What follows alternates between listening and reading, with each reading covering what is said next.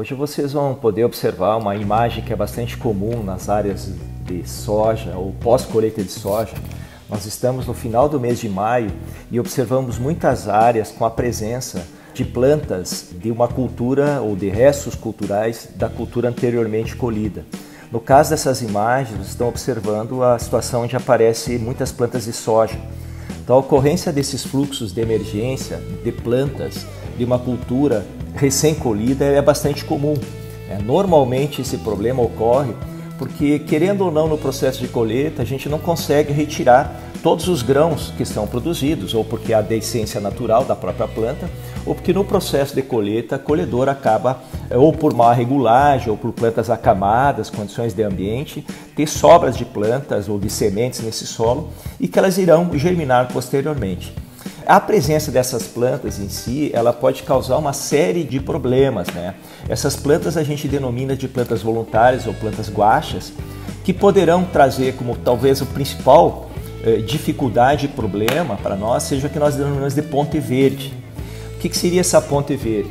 A verdade é que essa vegetação, esse novo fluxo de plantas que irão se estabelecer, elas servirão para proteção, para fonte de alimento, para sobrevivência de pragas e de doenças, além de que algumas situações, alguns ambientes, algumas espécies, elas podem vir a competir com a próxima cultura que vai ser instalada na sequência.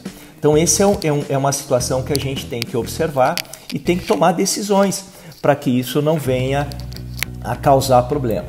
Nessas imagens, então, que vocês estão observando, dá para observar muito bem a grande quantidade de plantas de soja, o tamanho dessas plantas de soja já bastante fora do estágio de desenvolvimento, algumas delas inclusive protegidas pela cobertura, pelas plantas de aveia, o que dificulta posteriormente o controle, dá uma chance delas sobreviver por mais tempo. E além disso, a presença de patógenos associadas nas folhas ou presente nessas folhas das plantas que vocês podem observar nessas imagens. No caso dessas áreas de soja colhidas no sul do Brasil, parte dos agricultores eles esperam que a bênção divina venha sobre essa soja, ou seja, que ocorra uma geada e essa geada possa eliminar essas plantas.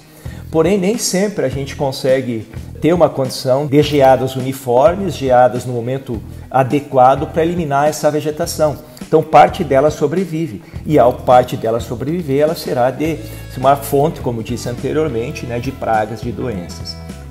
Diante disso, o que dá para se fazer? O que a gente pode indicar? Primeiro ponto, que essa eliminação dessas plantas ela seja feita o mais cedo possível. Ou seja, se dê a oportunidade dessa semente cair no solo germinar e quando essa planta estiver pequena, fazer a aplicação de um herbicida ou de uma estratégia de controle que eu possa eliminar essa planta emergida.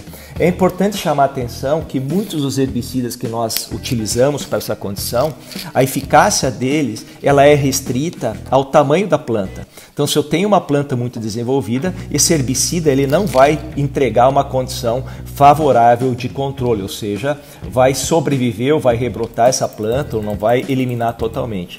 Além disso, um outro ponto que é importante a gente chamar a atenção é que existem hoje uma série de cultivares que apresentam ou transgenias ou tolerância a determinados herbicidas ou mesmo uma tolerância natural a determinados herbicidas. Então, no momento que eu vou escolher um herbicida para eliminar esta vegetação, eu tenho que saber que cultivar tinha sido cultivado anteriormente para que eu possa ter um efetivo controle dessas plantas.